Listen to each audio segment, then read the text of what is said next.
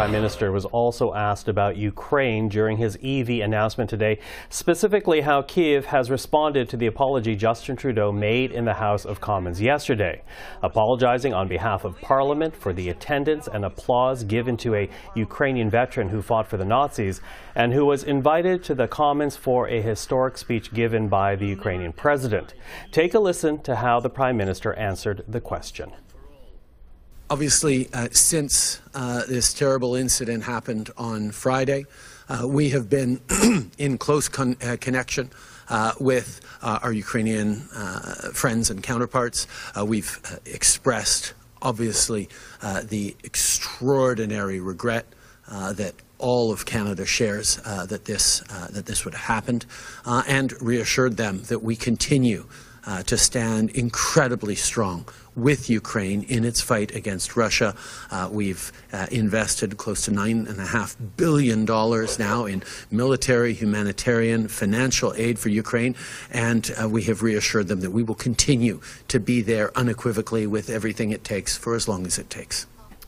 So there you have it, a non-answer to the question posed. And to talk about this, we're now joined by our political observers. Susan Smith is principal with Blue Sky Strategy Group. Tim Powers is chairman of Suma Strategies. And Anne McGrath is the national director for the NDP. Hello to the three of you. Hello.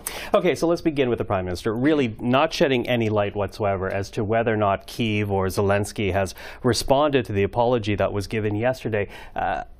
Is that non-answer a bad sign, Anne? Susan? No. I think the Speaker resigned on Tuesday. It took him till Tuesday to resign. The Prime Minister apologized the next day. Today is Thursday. Last Friday, the Prime Minister announced $650 million more for Ukraine. And as he just said in that clip, it's been a total of $9 billion in Ukraine. I think Canada's relationship with Ukraine will survive the test of time. We've always been there from a support perspective. If they've had, a couple texts between one another, I think is irrelevant to that between last Friday and now. Mr. Zelensky has a war to fight. So I think that's the important thing, is Canada's support continues to be there. Tim, what do you make of it? Mr. Zelensky does have a war to fight, absolutely, but in the embarrassment that was the incident in Ottawa, which people have answered for, is one that the Russians are weaponizing and others are weaponizing. I think the question was a fair one posed by the reporter, because if the Prime Minister were to say, or Mr. Zelensky would say, look, I've talked to the Canadian Prime Minister and we accept the apology, we understand, that would help put this to rest. When it's left silent, it creates the opportunity for further embarrassment. But again, we won't know for a while how significant the damage of the embarrassment is, but the story is going to continue until there's a bit more clarity as to how the Ukrainians are reacting and how the President of Ukraine is reacting. Okay. Do you think the apology, Anne, was enough, the resignation of Rota? You know, here you have the Ukrainian president coming to Canada, not only for the first time, but at great risk to him, because here he is fighting a war. No one's talking about that beautiful speech and powerful speech he gave last Friday. People are talking about the guest that was invited. Has Canada done enough? Well, first of all, let me say that the Speaker took too long to resign. I'm sympathetic to the fact that you don't necessarily know all. In some ways, it almost looks like he halted at that point in the speech. So I don't know.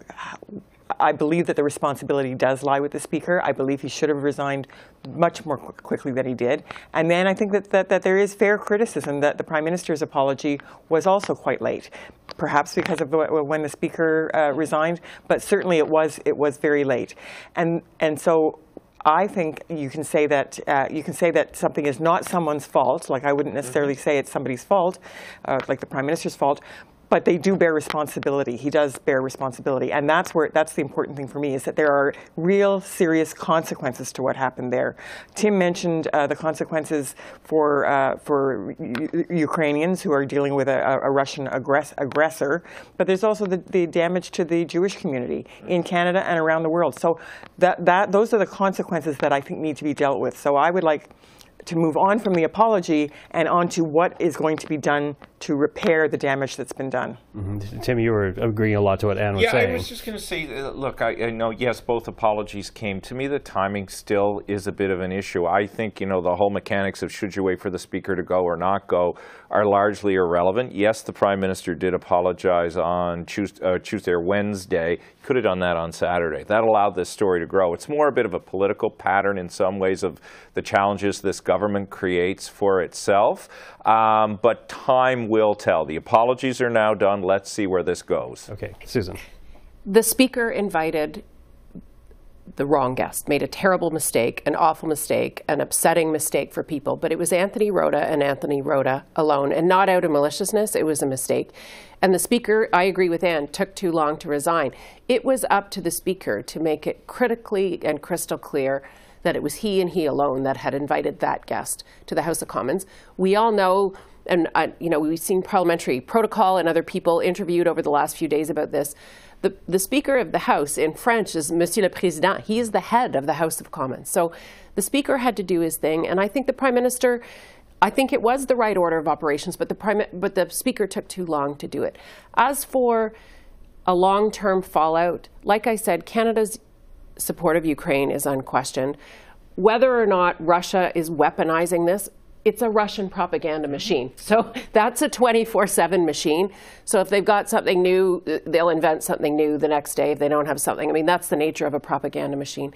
It's a very, it was a hurtful scenario, certainly for Jewish communities, Ukrainians, people who have suffered through history and, felt this very, very personally.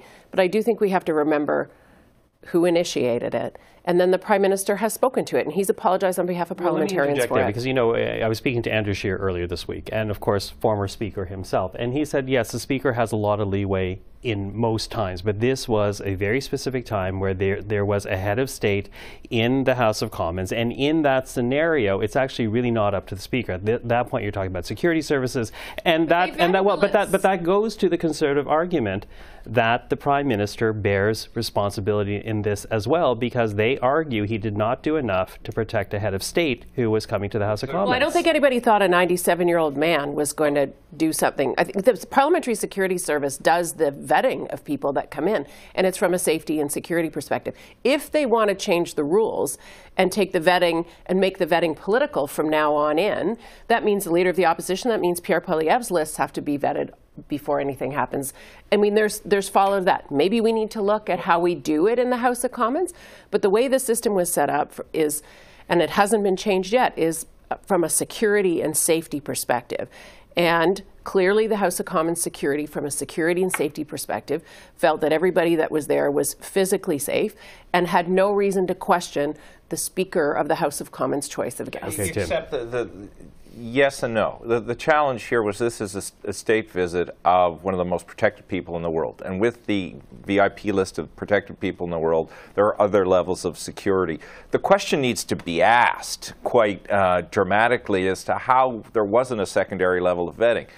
2014, we had an attack on Parliament Hill. People died. Security was supposed to improve. I agree with Susan that a 98-year-old man is not a physical security threat, but one would assume there would have been a greater depth of vetting that was done given Mr. Zelensky was there. The second final point I'd make is, do you think that would have happened if Joe Biden were here, that the Secret Service and the way they do vetting and the Canadian government, when a U.S. president comes, would have done that? I find that hard to believe. So there are fair questions there to be asked about the level of diligence that clearly wasn't at play. Anne? I think that, if we're going to talk like the thing is, Conservative MPs met with a member of the ultra-right fascist. Yeah, they shouldn't have, but she wasn't in that parliament. That's not the point. And then had photos taken with her. So would they, would that meeting have been vetted out, right? So, I mean, I think that there's a lot of complexity here for sure.